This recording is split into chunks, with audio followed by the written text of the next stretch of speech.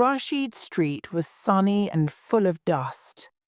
It was busy with the sound of car horns and the shouts of men and children selling sweets, oranges, bananas, bath towels, combs, and all sorts of things carried on trays.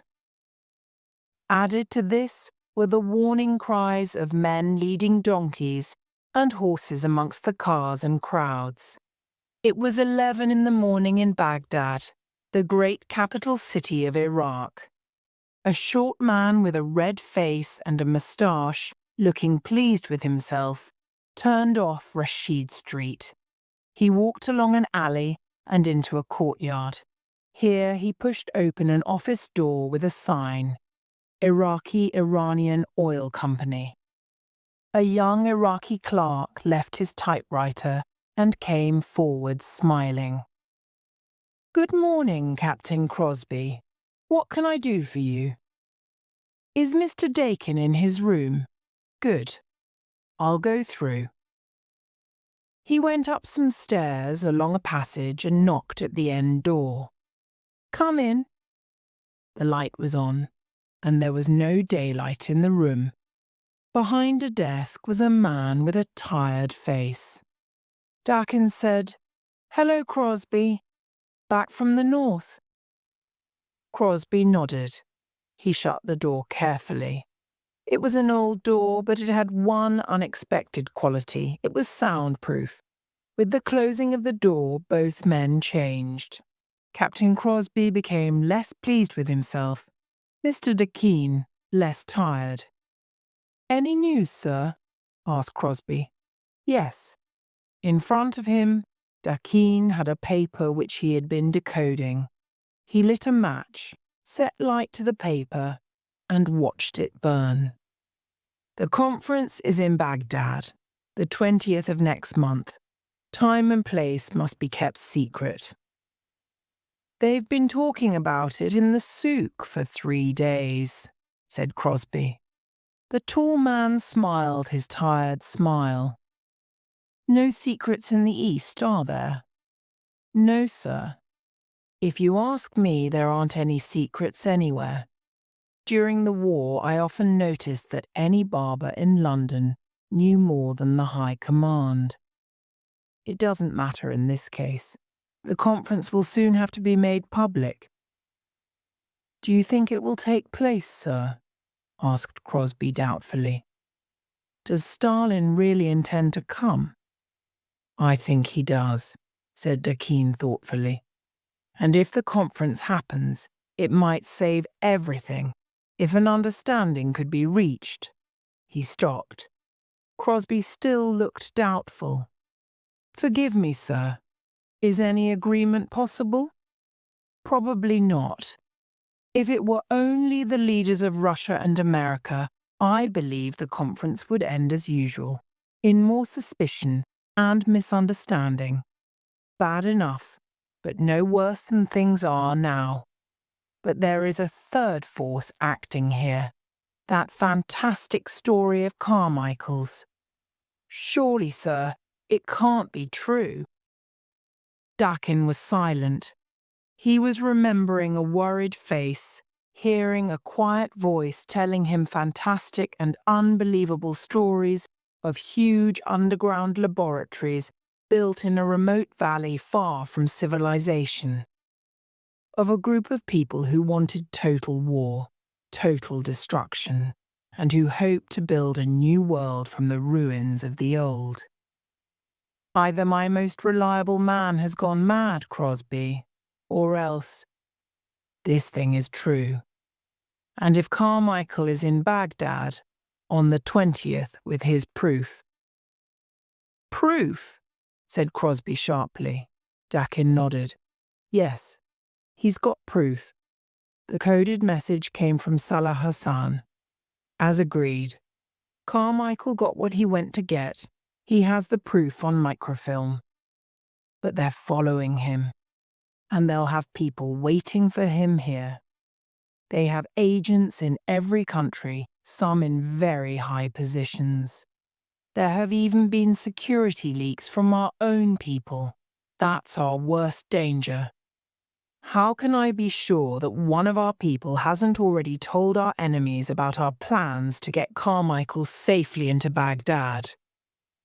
Crosby looked worried. But we go on. Yes. What about Crofton Lee?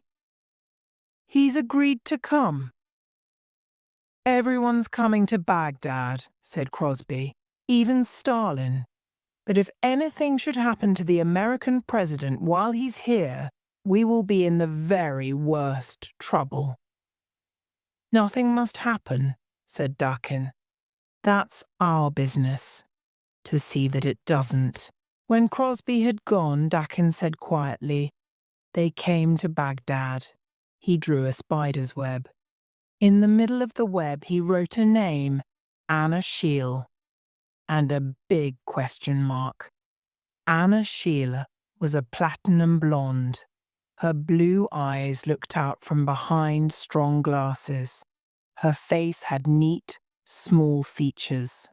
However, she had made her way in the world, not by charm but by efficiency. Otto Morgenthau, head of Morgenthau International Bank, trusted Anna Scheel completely. Her memory, her judgment, her good sense were extremely valuable. That is why he paid her a large salary. He would have been amazed if someone had told him Anna had any interests apart from his bank. Victoria Jones was sitting in Fitzjames Gardens, telling herself there really was a wrong moment for everything. Victoria was generous, kind, and brave, and telling lies was irresistible to her. Victoria lied easily and with artistic skill. If Victoria was late, which she often was, the excuse of a delayed bus was not enough. Victoria preferred an exciting robbery in which she had helped the police. To Victoria, with her desire for adventure, a satisfying world was one in which there were tigers and dangerous criminals. A slim girl with lovely legs, Victoria's features were small and neat, but she could twist them to look like almost anybody. And that was her present trouble.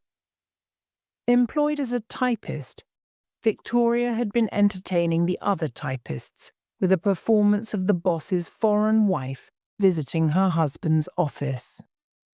"Why you say we can't have that sofa, darling?" Victoria demanded in a high, complaining voice. "You say there is no money, but then why you take that blonde girl dancing? Ah, you think I not know? And if you take that girl, then I have a sofa and a very nice fur coat." When the delighted typists suddenly returned to work, Victoria turned quickly to discover that her boss was standing in the doorway. He had heard everything. So, with only a week's salary in her bag, Victoria was sitting in Fitzjames Gardens, and only now noticing the young man at the other end of the seat. He was as good-looking as an angel, fair-haired with very blue eyes. And those eyes, Victoria thought, were admiring her. Victoria was not shy about making friends with young men in public. She smiled and the young man smiled back happily. "Hello, this is a nice place. Do you often come here?" "Nearly every day." "Just my luck that I never came here before," he sighed. "My name's Edward. What's yours?" "Victoria." "Why did your parents name you after a railway station?" "There's Queen Victoria as well," Miss Jones said. Yes. What's your other name?" "Jones." "Victoria Jones?" Edward shook his head. "They don't go together." "You're right," said Victoria. "If I were Jenny, it would be nice. Jenny Jones. But Victoria needs something with a bit more style." This pleasant moment was interrupted by Edward looking at his watch and making a horrified noise. "I must rush back to my boss." What about you? I lost my job this morning. Oh, I am sorry, said Edward. Well, don't be. I'll easily get another. And I had fun. And delaying Edward's return to work even more, she gave him an energetic repeat of the morning's performance, to Edward's great enjoyment. You are marvellous, Victoria. You ought to be an actress. Victoria accepted this with a smile and said that Edward had better be going if he didn't want to be dismissed himself. And I would not get another job as easily as you. It must be wonderful to be a good typist, said Edward. I'm not a good typist, Victoria admitted. But fortunately, even the worst typists can get a job now. What's your job? I suppose you're out of one of the services. RAF? Good guess. Fighter pilot. Right again. They're very good about getting us jobs, but the trouble is that we're not particularly clever. I mean, we didn't need to be clever in the RAF. They put me in an office with files and figures, and it all seemed pointless. Made me sad. Victoria nodded sympathetically. Edward went on unhappily.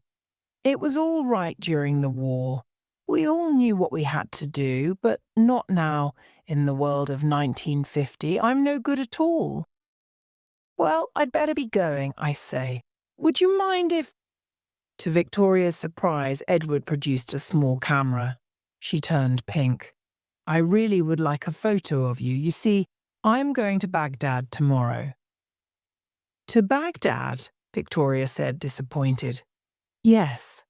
I wish I wasn't. Now, earlier I was very pleased. I took the job to get out of this country. What sort of job is it? Poetry, that sort of thing. Dr. Rathbone is my boss. He's very interested in culture and he wants everyone to share it. He's opening a bookshop in Baghdad. He gets Shakespeare translated into Arabic, Kurdish and Persian. What do you actually do? Asked Victoria. Well, just about everything Dr. Rathbone needs doing. Then, in Baghdad, I'm supposed to get everyone joining in. It's a kind of youth movement. All nations united in peace. Actually, it's all rather serious and a bit boring. So, if you wouldn't mind. Oh, I say, that's wonderful. The camera clicked twice and Victoria almost purred like a cat with pleasure. But it's terrible having to go now I've met you, said Edward. And the thing is, I've got a feeling there's something not right somewhere. Not right? Yes. I mean, Rathbone is very respectable and wise and best friends with all types of important people, but it's just a feeling. Well, time will tell. I wish you were coming too. So do I, said Victoria. What are you going to do? Find another job, said Victoria miserably. Goodbye, Edward. Good luck. They heard a clock in the distance, and Edward said, Oh dear, I must fly. And he was gone, lost among the London crowds. Victoria, remaining behind, was thinking about Romeo and Juliet.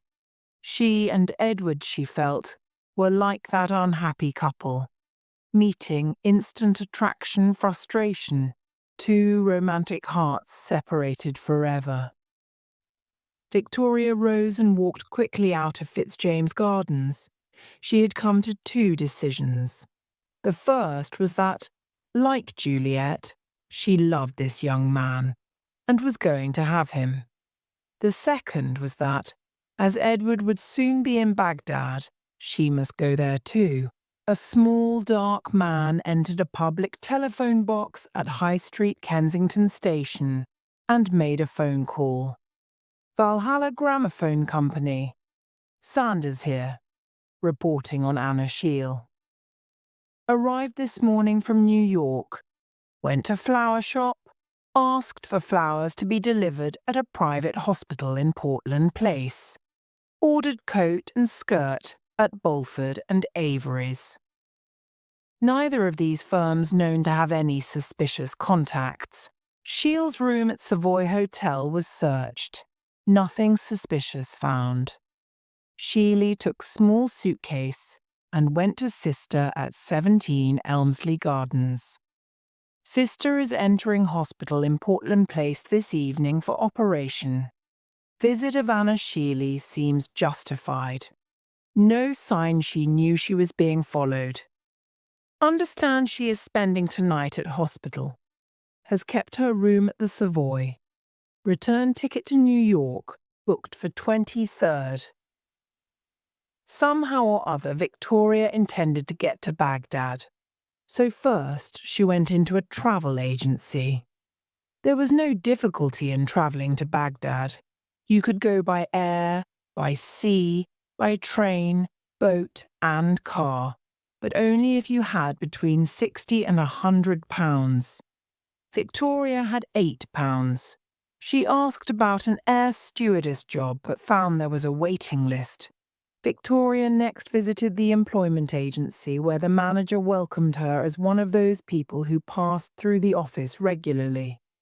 "Dear me, Miss Jones, out of a job again." "Is there any chance," asked Victoria, "of a job in Baghdad?" "Baghdad?" said the manager in great surprise.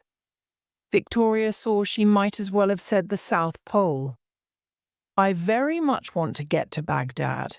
As a nurse or cook or looking after children, any way at all."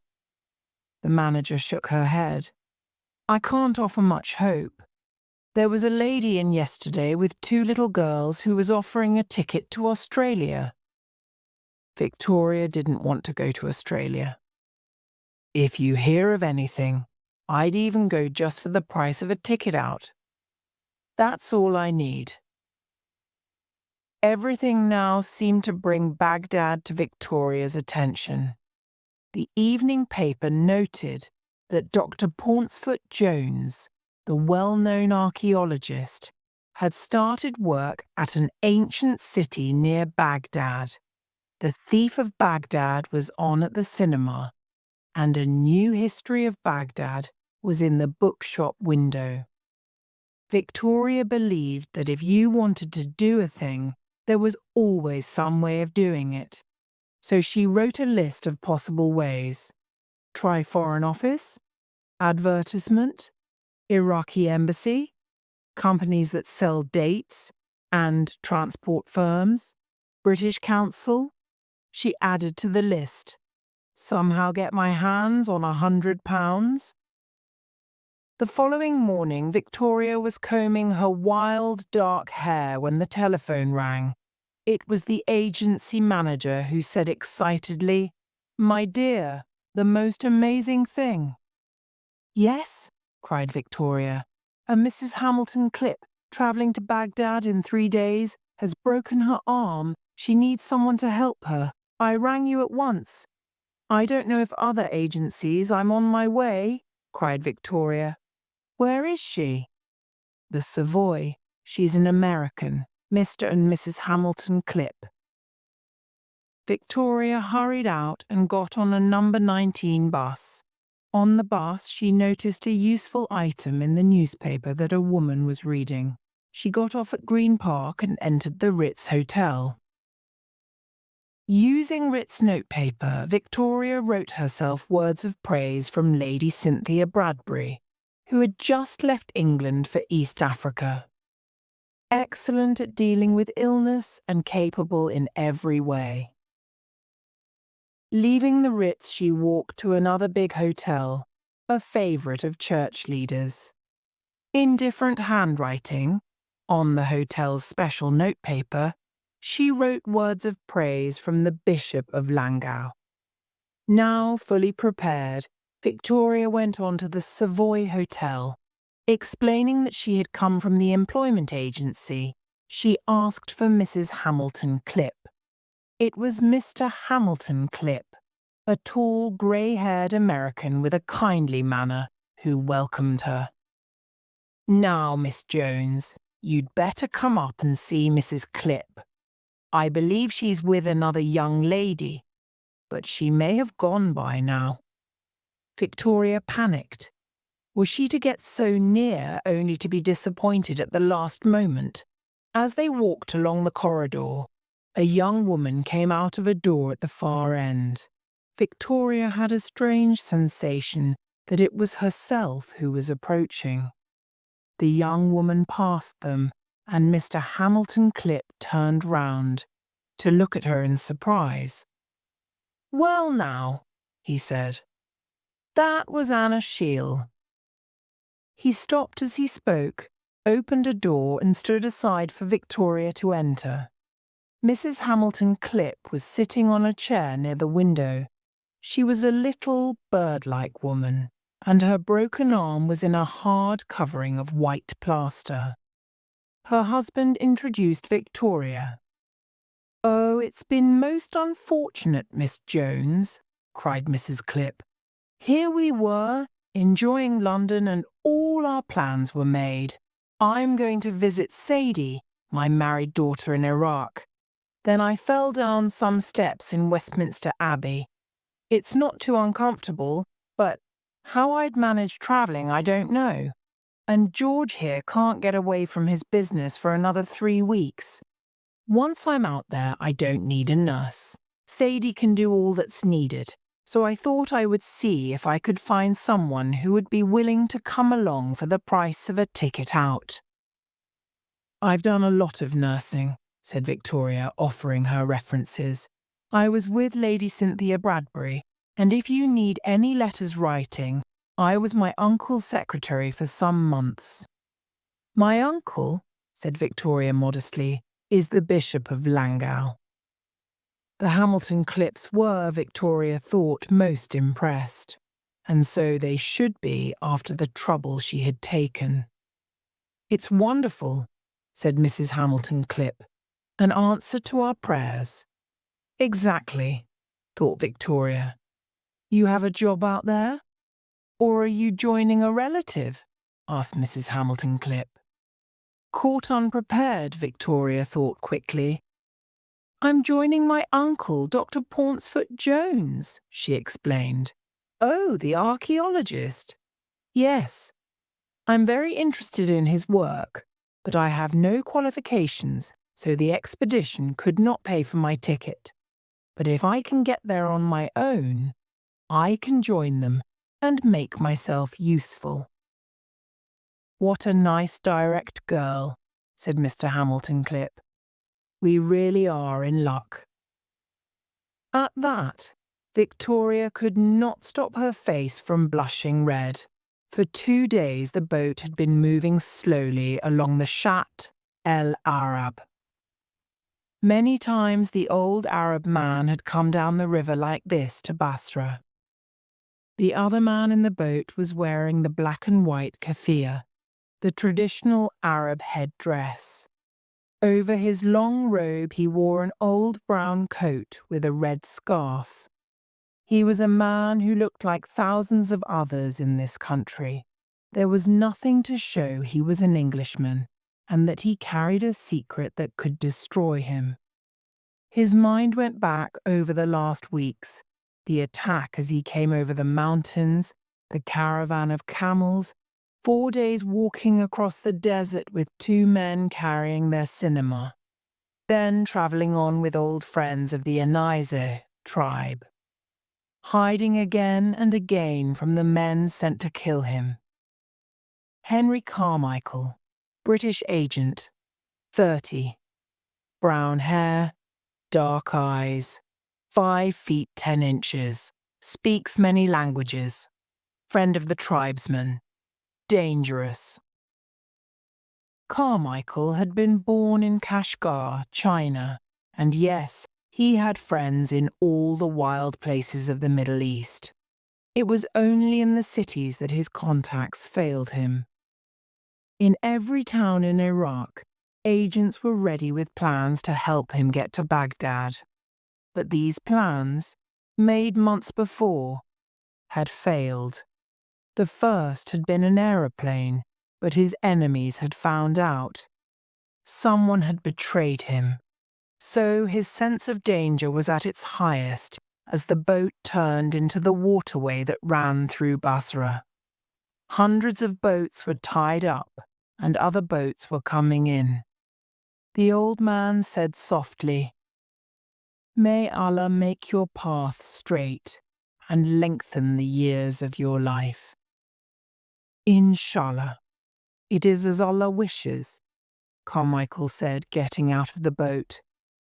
All around him there was the usual noisy waterside crowd of people. On the opposite side of the street, passing by the shops and banks, were busy young Iraqi men in European suits. There were Europeans too. No one was showing any interest in him. Carmichael walked to the bridge at the top of the canal, crossed it and went into the souk.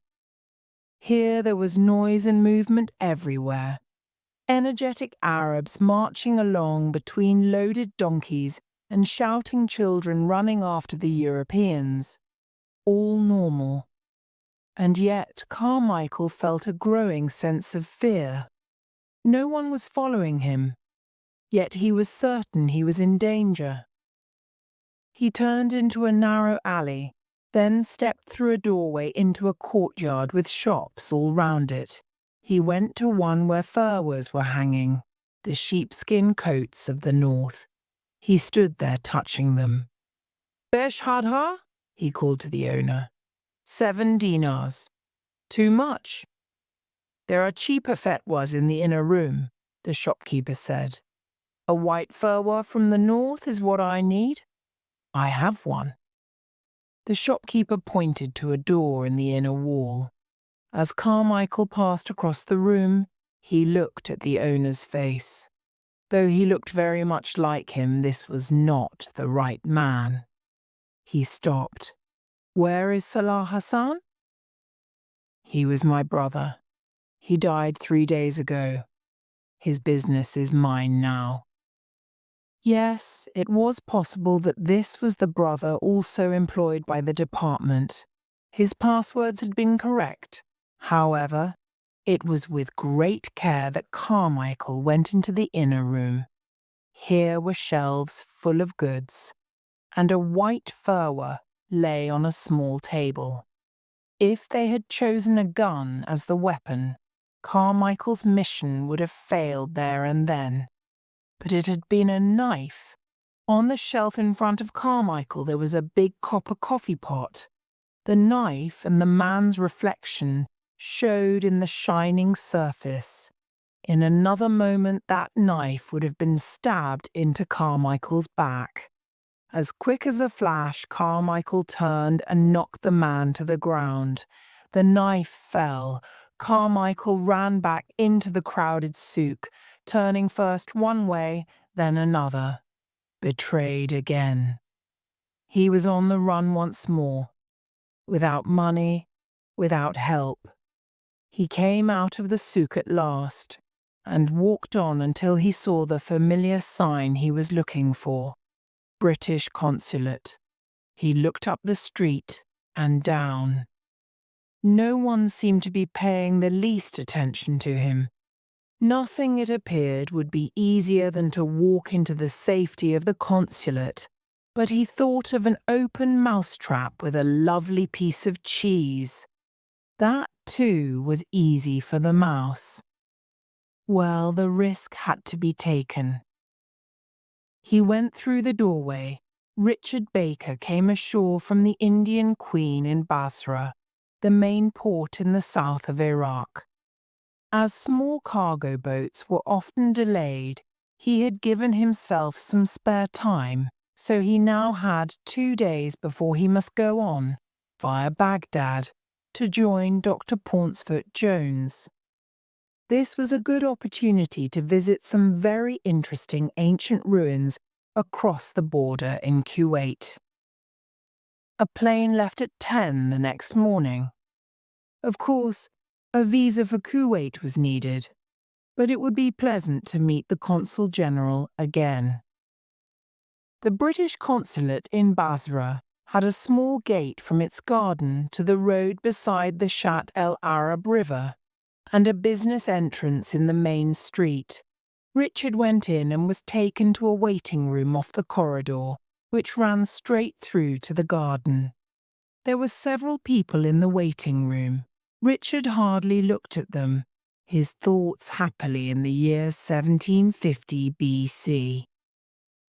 It would be hard to say what made him pay attention to the other human beings.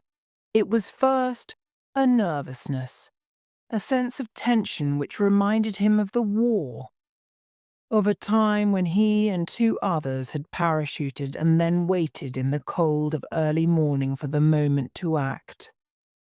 A time of dread, and it was this same smell that was in the air, the smell of fear. Someone in this room was in fear of his life. He looked around. An Arab in a ragged brown coat, his fingers playing with the beads he held. A fat Englishman. A thin, dark-skinned man who was sitting back, his face peaceful. An Iraqi clerk. An elderly Iranian in white robes. They all seemed quite relaxed. The sound made by the beads had a pattern that seemed strangely familiar. Short, long, long, short. That was Morse code. Richard could read it easily. Owl. Eaten. What? Yes, it was being repeated. The sounds made by the ragged Arab. Owl. Eaton. Owl. Owl had been Richard's nickname at Eton. He looked at the Arab, seeing the traditional black and white keffiyeh around his head, the striped robe, the old khaki coat, and a ragged hand-knitted red scarf. There were hundreds of men like him down by the river. The eyes met his but showed no sign of recognition, but the beads continued to click. Fakir here. Get ready. Trouble. Fakir? Of course. Fakir Carmichael, a boy he'd known at school who had been born out here in Turkestan, Afghanistan. Richard took out his pipe, looked into it, and then tapped it on an ashtray. Message received. Fakir Carmichael got up and crossed towards the door. He almost fell as he was passing and caught hold of Richard to steady himself. He apologized and moved on. After that, things happened very fast. The fat Englishman pulled a gun from his pocket, and Richard knocked it out of his hand as it came up. The gun fired and a bullet buried itself in the floor. Carmichael had passed through the doorway and turned towards the consul's office, but he stopped suddenly, then quickly ran the other way into the busy street. The consulate police officer ran in. Richard was holding the fat man's arm. The Iraqi clerk was dancing excitedly. The dark-skinned, thin man was staring, and the elderly Iranian was not interested. Richard cried, "What the hell are you doing?" There was a moment's pause, then the fat man replied, "Sorry. A silly accident." "Nonsense. You were going to shoot that Arab." No, not shoot him. Just give him a fright. I recognized him suddenly as a man who had cheated me."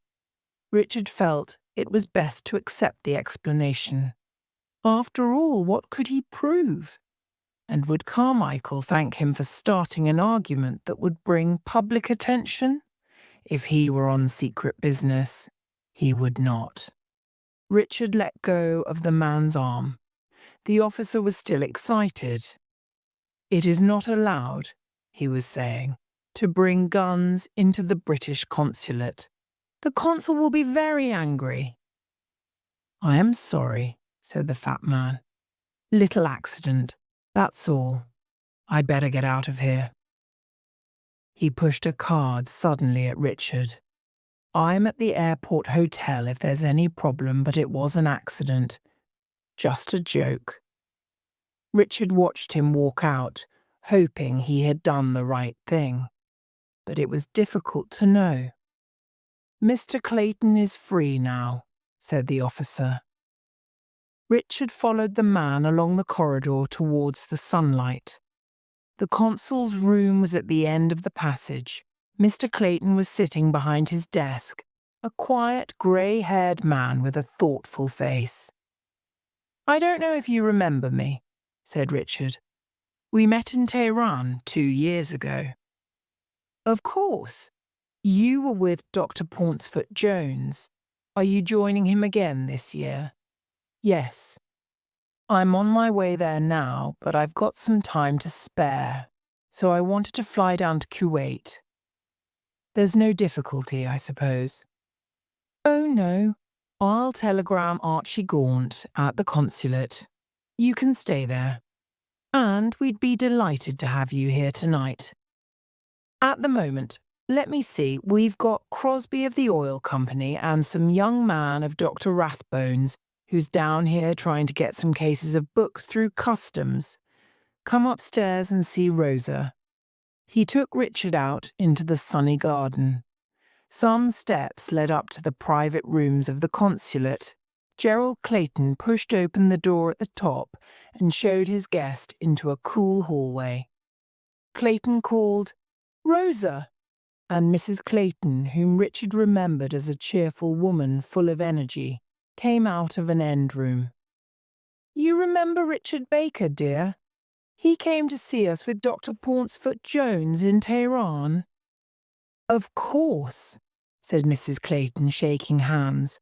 "We went to the bazaars together and you bought some lovely rugs." "The best buys I've ever made," said Richard, "all due to your excellent bargaining." "Baker wants to fly to Kuwait tomorrow," said Gerald Clayton. "I've said that he can stay with us tonight. Now I must get back. There's been some trouble in the office. Somebody fired a gun." "One of the local sheikhs, I suppose," said Mrs. Clayton. "They do so love guns." "No," said Richard. "It was an Englishman who wanted to shoot an Arab." Clayton took a card out of his pocket. "I have his card. Robert Hall seems to be his name. Achilles Works, Enfield. I don't know what he wanted to see me about. He wasn't drunk, was he?" "He said it was a joke," said Richard, "and that he had fired the gun by accident."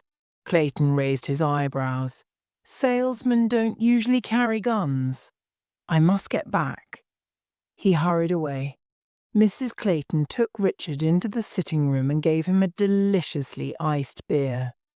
She asked why he was going to Kuwait, and he told her. She asked why he hadn't got married yet, and Richard said he didn't think he was the marrying kind.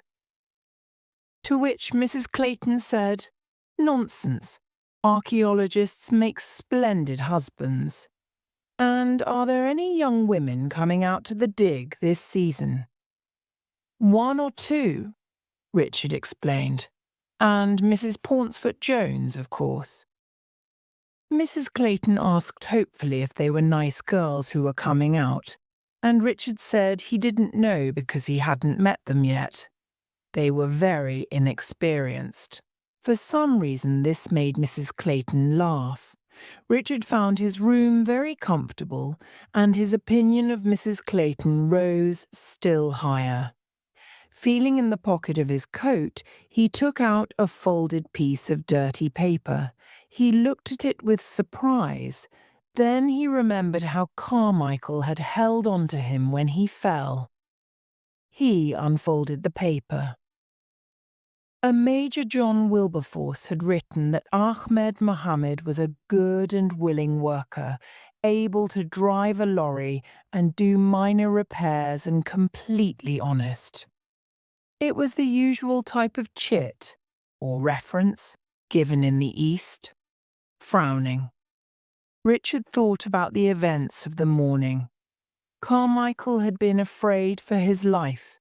He had run into the consulate to find safety, but instead the enemy had been waiting for him, and willing to risk shooting him in front of other people. It must therefore be very urgent. and Carmichael had managed to pass this chit to his old school friend.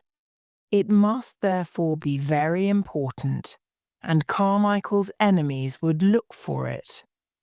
What then should Richard do with it? He would keep it until Carmichael came for it, but first he must make it safe. Tearing half a sheet from an old letter, Baker sat down to write a chit for a lorry driver, but using different words. If this message was a code, that would be the end of that. Then he covered the new chit with dust from his shoes and folded and refolded it until it looked old and dirty. He looked at the original message for some time. Finally, with a smile, he folded it small, then covered it in plasticine taken from his work bag. Then he took something else from his work bag, something he had found on a dig. He pressed it firmly into the plasticine. He studied the result with satisfaction. He had just made a beautiful design of the sun god Shamash. Finally, he put the copy of the new chit he had made in his coat pocket. Later that evening, when he checked, as he expected, it had gone. Travelling by air, Victoria thought, was like being taken on a school trip. Kind but firm air hostesses, like teachers dealing with children, ordered you around at what seemed like every step. They were now waiting in a large room opening directly onto Heathrow Airport. Outside, the loud noise of a plane gave the perfect background to Mrs. Hamilton Clipp, who, Victoria had realised, was a non-stop talker. "We're all here. Why can't they hurry up? They're running late. What are we waiting for?" Her questions seemed to be answered almost before the words were out of her mouth. The door from the Customs and Passport Department swung open and a tall man came through in a very dramatic manner. Air officials were all around him, and 2 large sacks were being carried by a BOAC officer. Mrs. Clipp sat up straight. "He's certainly somebody important," she remarked. "And he knows it," thought Victoria. The late traveller's appearance was calculated to cause a sensation. He wore a dark grey travelling cloak. On his head was a very large, wide hat. He had silver grey, curly hair, worn rather long, and a beautiful, large, silver grey moustache. Yes, he certainly knew how to be dramatic. Victoria, who disliked theatrical men, looked at him with disapproval. The air officials were, she saw with displeasure, most attentive. "Yes, Sir Rupert. Of course, Sir Rupert. The plane is leaving immediately, Sir Rupert." "My dear," said Mrs. Clipp excitedly, "that's Sir Rupert Crofton Lee, the great traveller. You've heard of him, of course." Yes, Victoria remembered now. She had seen pictures in the newspapers. Sir Rupert was a great expert on China. He was one of the few people who had been to Tibet and travelled through the unknown parts of Kurdistan. His books had sold well because they had been written with humour and in an exciting style. Sir Rupert was an excellent advertisement for himself. He said nothing that was not true.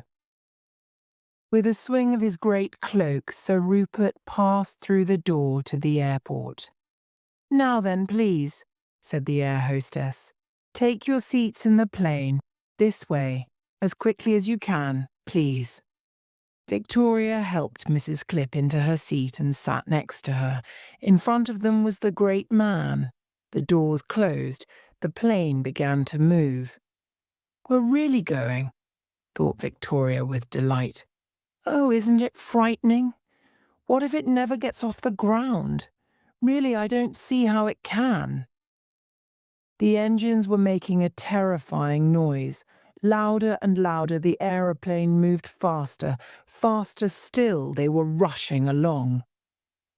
"It will never go up," thought Victoria. "We'll be killed."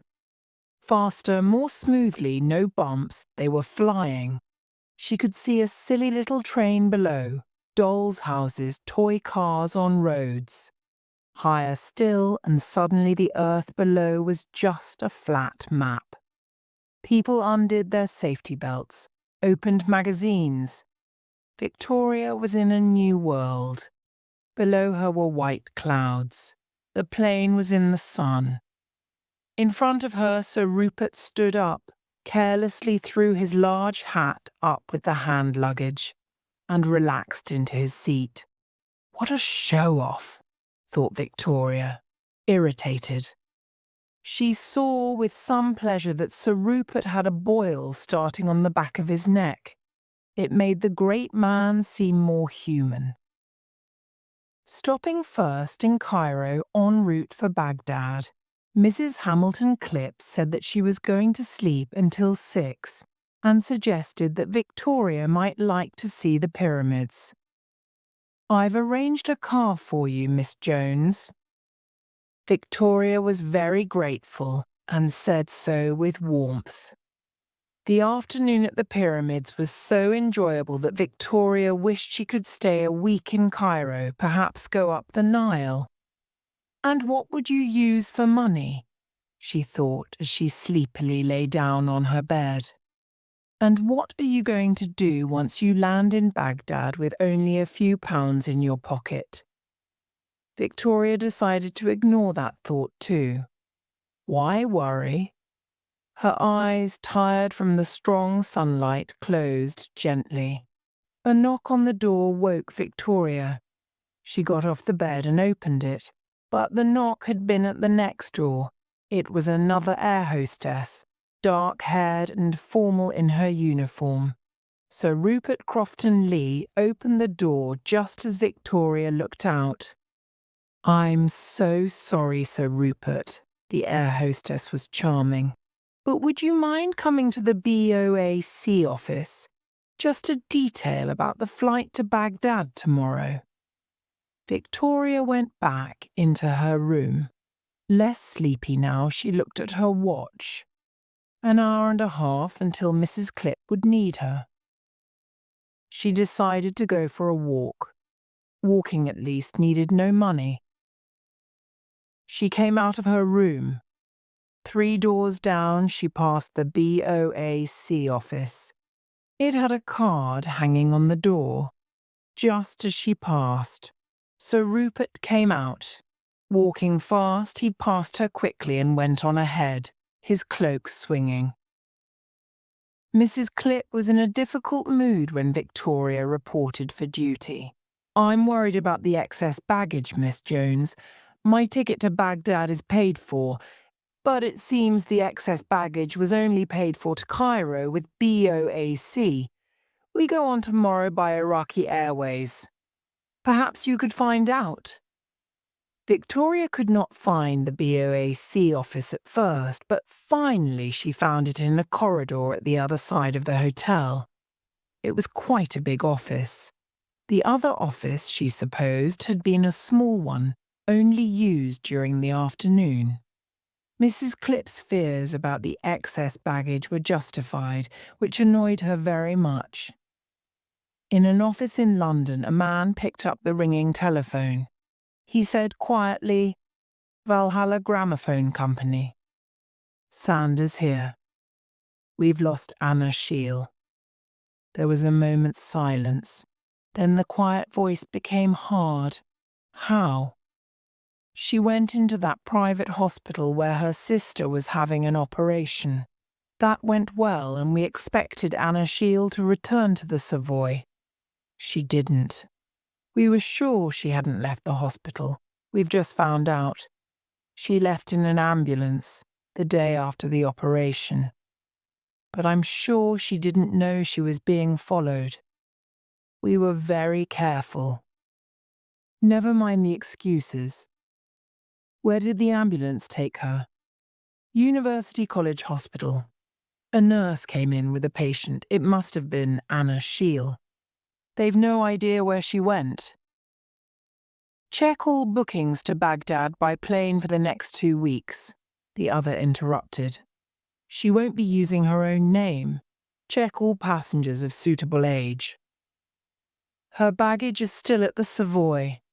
Perhaps she'll come back for it. She won't. You may be a fool. She isn't. Check those bookings. She's got to get to Baghdad, and by air is the only way she can do it in time. From Baghdad Airport to the Tio Hotel, Victoria's ears had been attacked non-stop by noise. Horribly loud car horns, people shouting, whistles blowing, and the never-ending sound of Mrs. Hamilton Clipp talking. As well as that, there was a thick brown dust storm in progress. Palm trees, houses, humans were all covered. Victoria was not impressed. She arrived at the Tio Hotel feeling terrible. An alley led from Rashid Street towards the Tigris River. At the entrance of the hotel, they were greeted by a fat young man with a very big smile.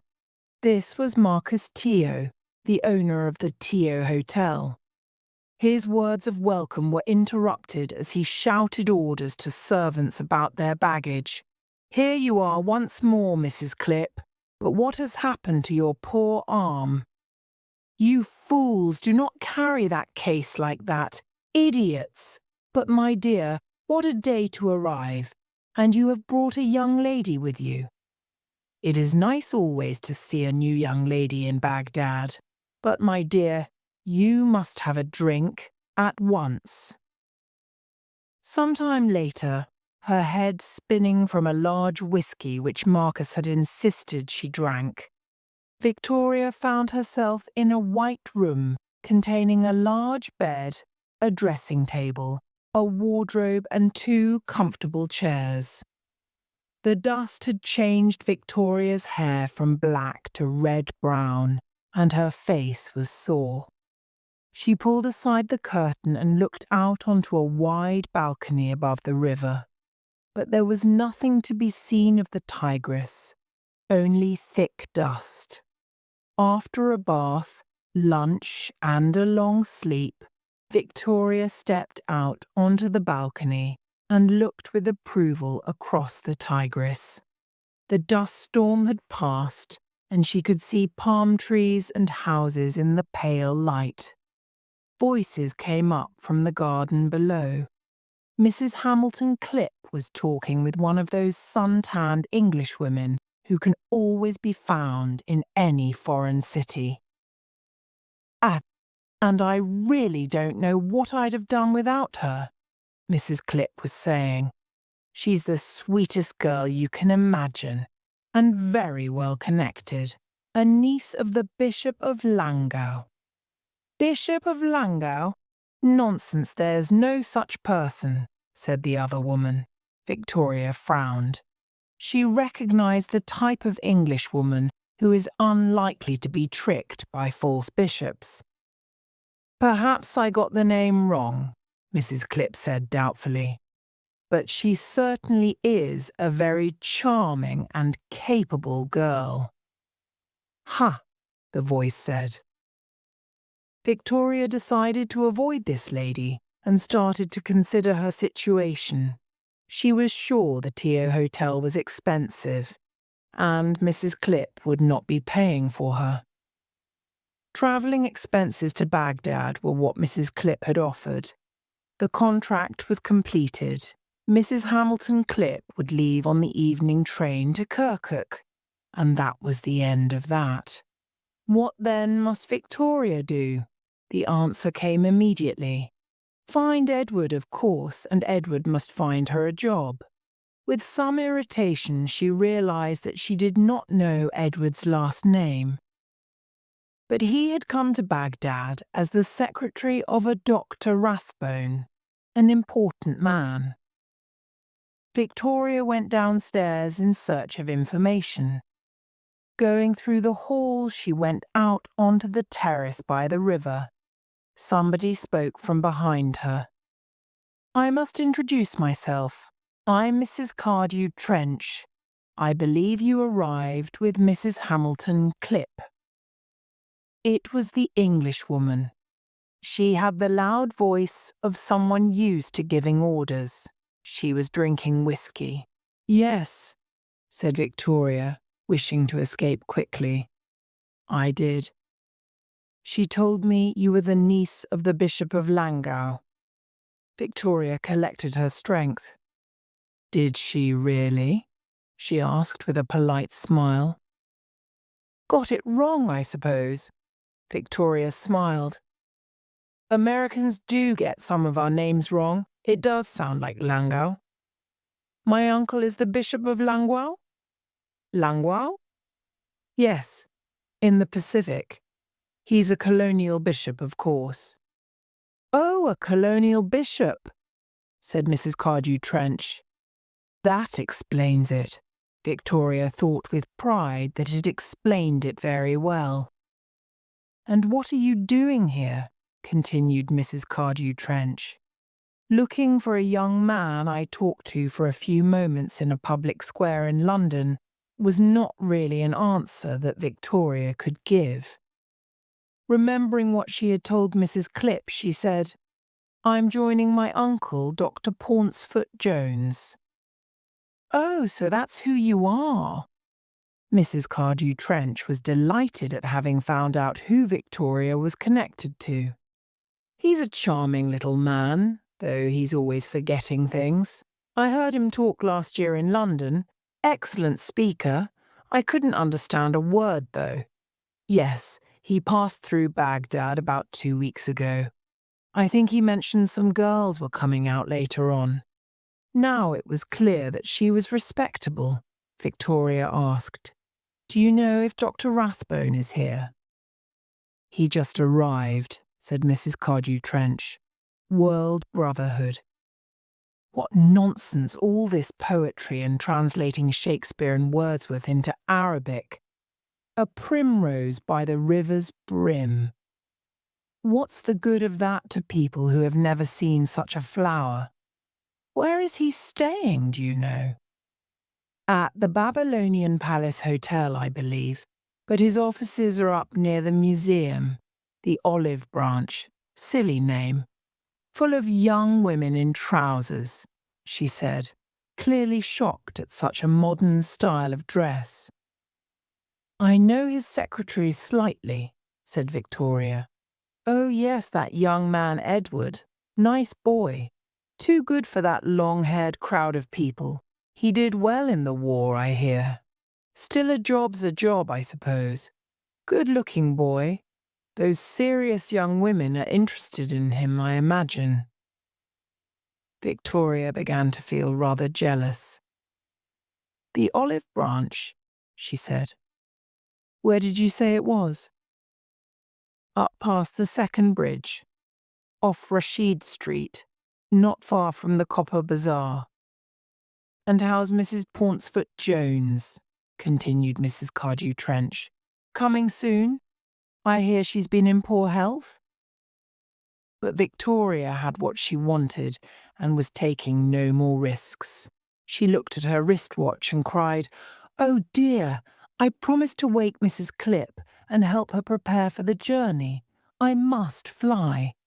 Victoria woke to a morning of bright sunshine and went out onto the balcony. Sitting a little way along was a man with grey hair curling down onto his red-brown neck. With surprise, Victoria recognized Sir Rupert Crofton-Lee. Why she was surprised, she could not say. Perhaps because she thought an important man such as Sir Rupert would have been staying at the embassy. But here he was, staring at the tigress. After breakfast, Victoria went to look for the Olive Branch. Baghdad was completely different from her idea of it. People shouting and a main road filled with cars, sounding their horns angrily. In the shop windows there was a strange mixture of European goods, babies' shoes and woolen clothes, toothpaste and face creams, electric torches and china cups, and saucers, all shown together. Most people wore poor quality Western clothes, bits of old army uniforms, and there were a few figures with long black clothes, their faces covered, who went almost unnoticed. Women with dirty babies in their arms asking for money came up to her. The road was in poor condition with the occasional large hole. She felt lost and far from home. Here there was no beauty, only confusion. She came to the first bridge, passed it, and went on. And slowly a kind of delight came over her, the pleasure of seeing all sorts of goods coming from all over the world to satisfy the desires of so many different people.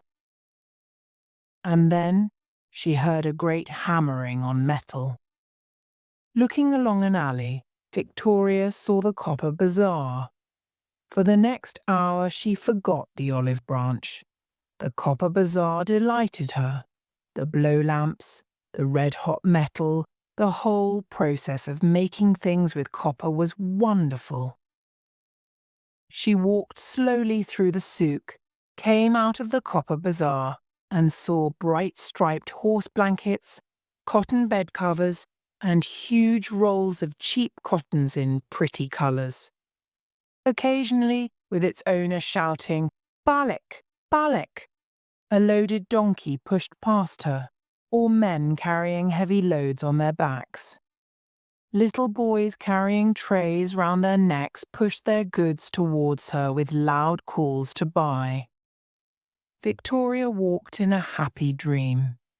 At every turn under the large, cool arches and in the alleys, you came to something unexpected. Men sitting sewing, a line of watches and cheap jewellery, expensive and richly coloured cloth. Balak, a donkey carrying a huge load, made Victoria step aside into a dark alley that turned and twisted between tall houses. There, by chance, she looked into a courtyard, and at its far side was a doorway with a huge sign, "The Olive Branch." Happily, Victoria ran across the courtyard and through the open door. She found herself in a poorly lit room with tables covered with books and magazines and more books on shelves and groups of chairs here and there. Out of the darkness, a young woman said in careful English, "Can I help you?" She wore trousers and an orange shirt and had dull black hair. She had large, sad, dark eyes and a heavy nose. Is Dr. Rathbone here?" Victoria asked. It was maddening not to know Edward's last name. "Yes. Dr. Rathbone, the Olive Branch. You wish to join us?" "Yes. That will be very nice." "Well, perhaps. Can I see Dr. Rathbone, please?" The young woman smiled in a tired way. "We do not interrupt. I have a form. I tell you all about everything. Then you write your name. It is 2 dinars, please." "I'm not sure yet that I want to join," said Victoria, worried about the money. "I'd like to see Dr. Rathbone, or his secretary. His secretary would be fine. I explain to you everything. We all are friends here, friends together, friends for the future, reading very fine educational books, speaking poems to each other." "Dr. Rathbone's secretary," said Victoria loudly and clearly. "He particularly told me to ask for him." A growing determination to win the argument showed on the young woman's face. "Not today," she said. "We do not interrupt." Unhappily, instead of the olive branch creating friendly feelings, It seemed to be having the opposite effect. "I have just arrived from England," Victoria insisted. "Please take me to Dr. Rathbone at once. At once." The young woman turned and led Victoria to the back of the room, up a staircase and along a passage. She knocked at a door. "Come in." Victoria's guide opened the door. "It is a lady from England for you." From behind a large desk covered with papers, an important-looking, white-haired man of about 60 got up. He looked kind and charming and welcomed Victoria with a warm smile. They shook hands. "So you've just come out from England," he said. "Yes, I'm a friend of Edward's." "Why, what a lovely surprise for him when he gets back," said Dr. Rathbone. "Back?" said Victoria. "Yes, Edward's at Basra. I had to send him down there to see about some books. There have been the most annoying problems with customs. Edward's good at that sort of thing. He's a fine young man." His eyes twinkled. "But I don't suppose I need to sing Edward's praises to you, young lady?" When will Edward be back from Basra?" asked Victoria hopefully. "Not till he's finished the job, and you can't hurry things in this country. Tell me where you are staying and I'll make sure he gets in touch as soon as he's here." "I was wondering if I could do some work here." Victoria spoke urgently, thinking of her money troubles. "Yes, of course, you can be most valuable," said Dr. Rathbone warmly. "Our work is going very well, but there's lots more to do. I've got 30 volunteers already, all of them very enthusiastic." Volunteering would not help Victoria. "I really wanted a paid job," she said. "Oh dear," Dr. Rathbone lost his smile. "That's difficult. Our paid staff is very small, and with the volunteers, it's enough." "I really must find a job," explained Victoria. "My dear young lady, I hope you'll help us in your spare time. Most of our workers have their own jobs. You'll find it a great experience to help us. There must be an end to all the violence in the world, the wars, the misunderstandings.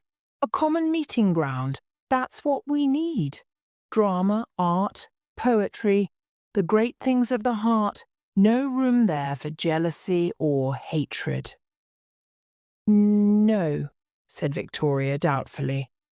"I've had A Midsummer Night's Dream translated into 40 languages," said Dr. Rathbone.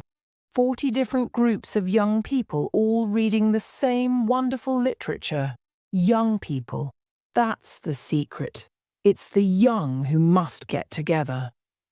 For example, that girl Catherine, who brought you up here. She's a Syrian from Damascus. Normally you and she would never have met. But at the Olive Branch, you and she and many others all meet and like each other. That's how the world is meant to be." Victoria could not help thinking that Dr. Rathbone was fooling himself.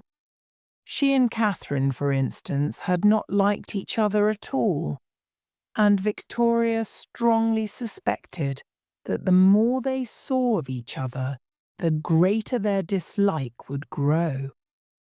"Edward's excellent," said Dr. Rathbone. "Friends with everybody. All the girls admire Edward. They'll do anything for him. He and Catherine get on particularly well." "Indeed," said Victoria coldly. Her dislike of Catherine grew even stronger. "Well," said Dr. Rathbone, smiling, "come and help us if you can." He shook her hand warmly. Downstairs, Catherine was talking to a girl who had just come in with a suitcase. She was a good-looking, dark-haired girl, and Victoria thought she had seen her before, but the girl looked at her without any recognition. Forcing herself to say goodbye politely to Catherine, Victoria went out. She returned to the hotel, trying not to think about her own problems. A girl in Baghdad without any money. Instead, she considered Dr. Rathbone and the olive branch. Edward had an idea that there was something not right about Dr. Rathbone, but Victoria thought that he was just one of those people who are so sure of what they believe that they cannot see what the world is really like. Victoria arrived back at the Hotel Tio with sore feet. Marcus, who was sitting out on the terrace overlooking the river and talking to a thin, rather tired-looking, middle-aged man, called out to her enthusiastically, "Come and have a drink with us, Miss Jones. This is Mr. Dakin. Now then, my dear, what will you have?" Victoria said she would have a cocktail, and, she suggested hopefully, some of those lovely nuts.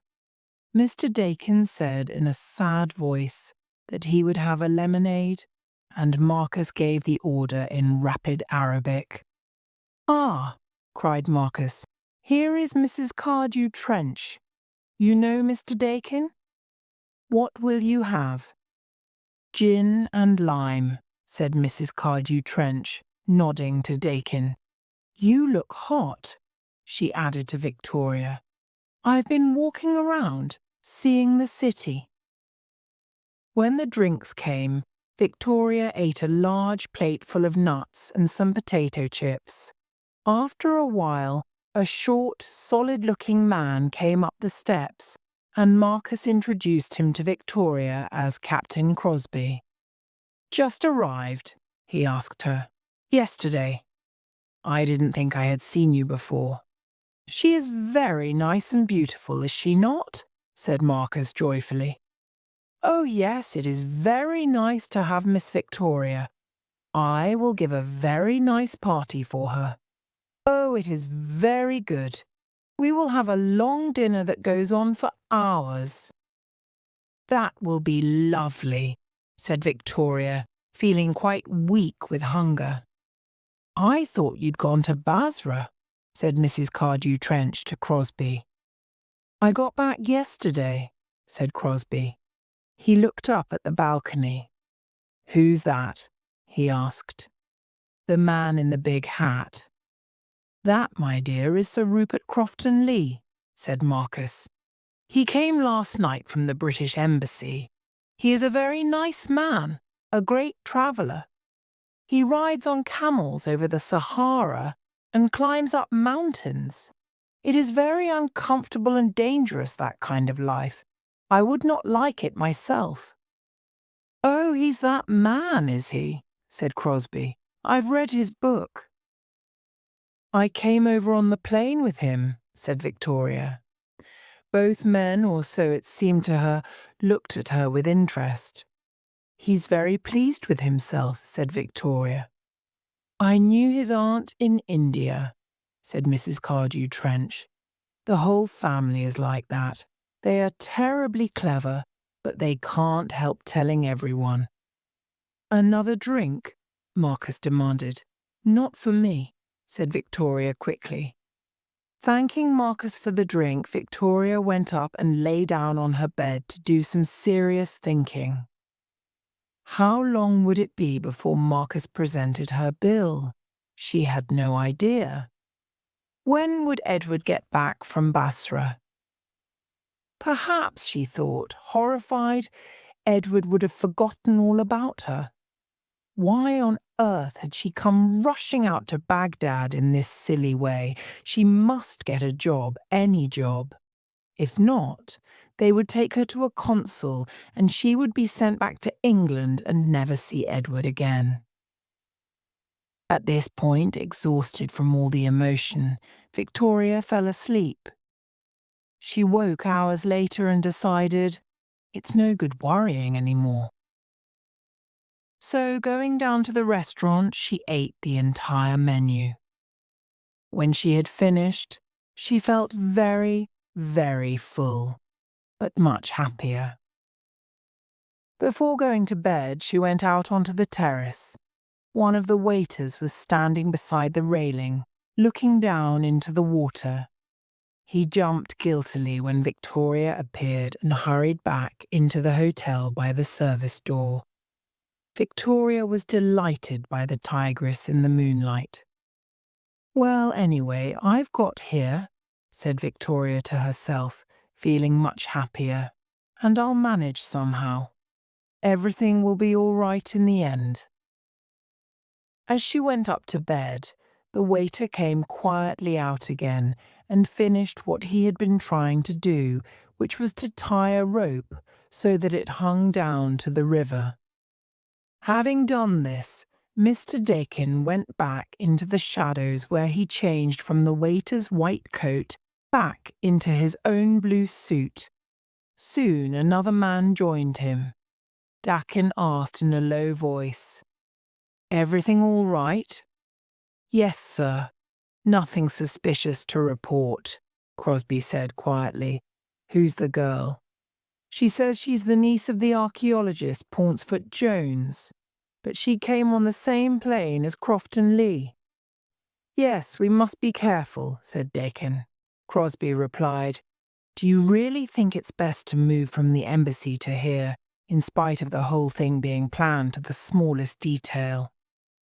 It was planned to the smallest detail in Basra, and that ended with Salah Hassan poisoned and a shooting at the consulate.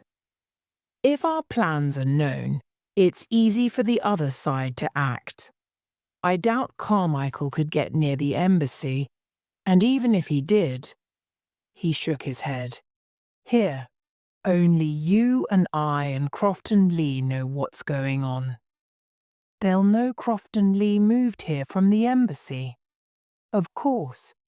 But Crosby, whatever the enemy does, they've got to do it quickly and without planning. They couldn't possibly have put someone into the TO 6 months ago. To be ready and waiting. The TO's never been part of the plan until now." He looked at his watch. "I'll go up and see Crofton Lee now." Sir Rupert's door opened silently to let Dakin in. There was only one small lamp on, and the traveller had placed his chair beside it. As he sat down again, he put a small gun onto the table.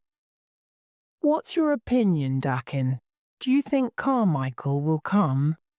"Yes, Sir Rupert." Then he said, "You've never met him, have you?" "No." Sir Rupert looked at him sharply.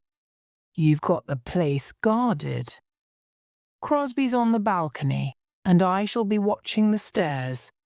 When Carmichael reaches you, knock on the wall, and I'll come in." Crofton Lee nodded.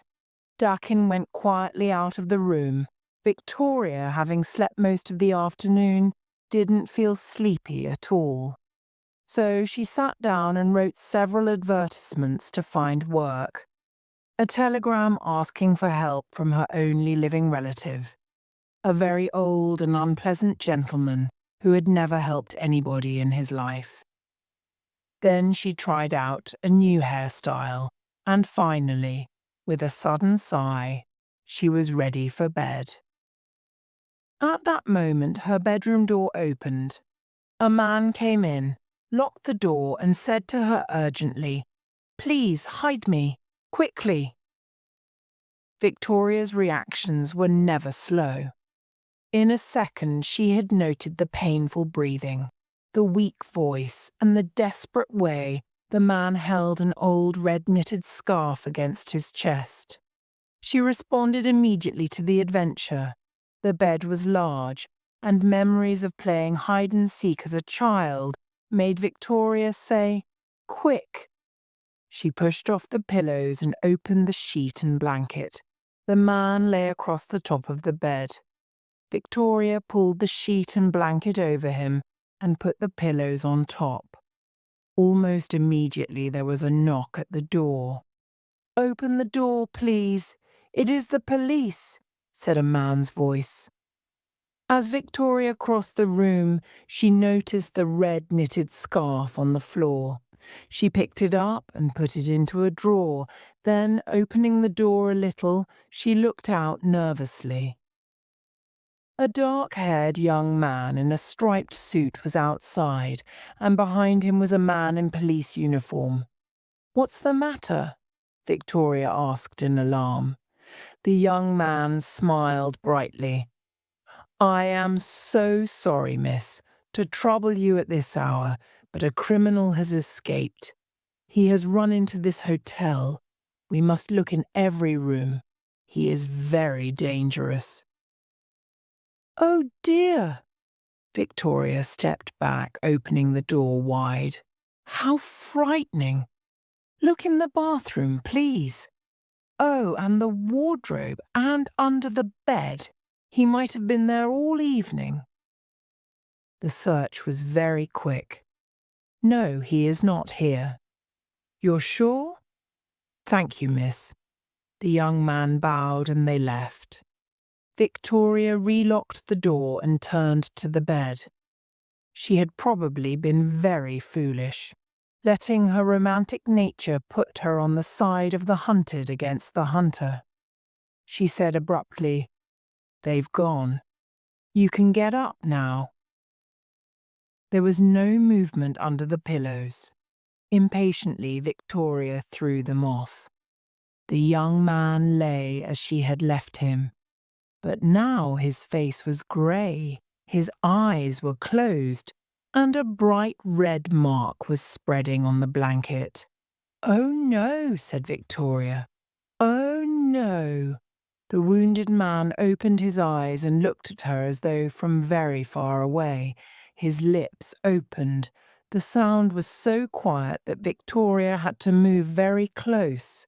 "What?" With great difficulty, the young man said 2 words. "Lucifer. Basra." His eyes closed. He said 1 word more. Then he lay still. Victoria's heart was beating violently.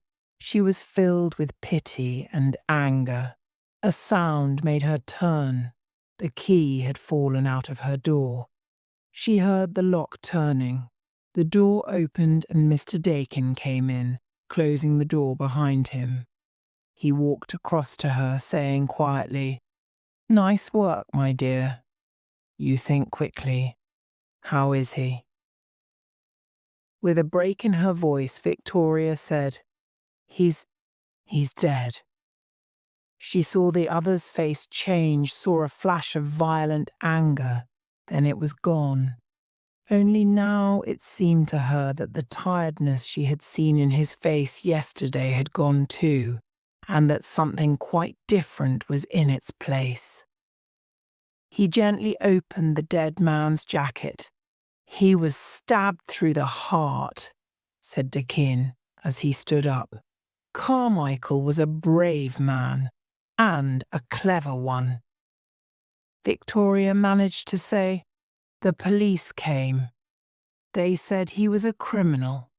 "No, he wasn't a criminal." "Were they really the police?" "They may have been," said Dakin.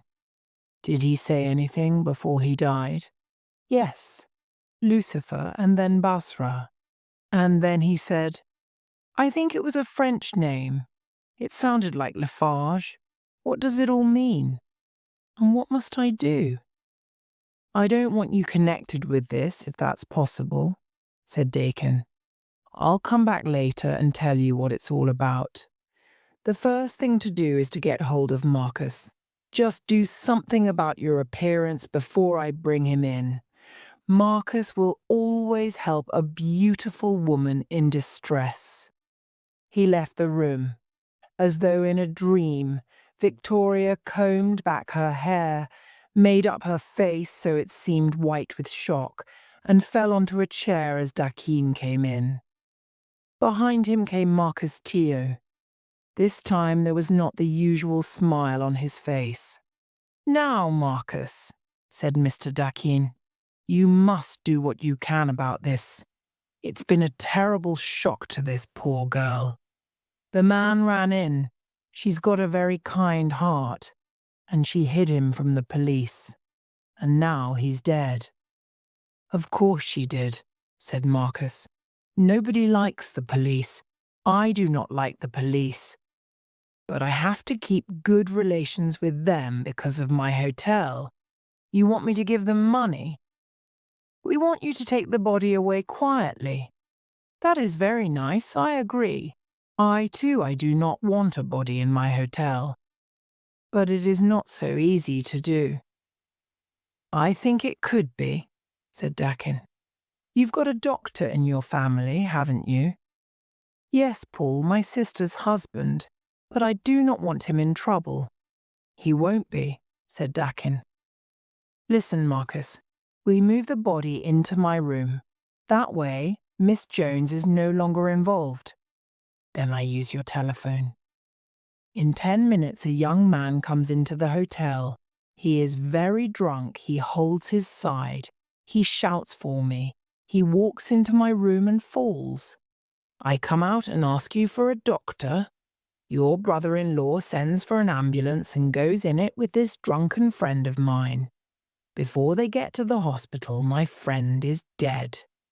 He has been stabbed in the street before coming into your hotel. That is all right for you. And the young man who plays the drunk, he goes away quietly. And there is no body found in my hotel, and Miss Jones does not get any worry. I think that is a very good idea.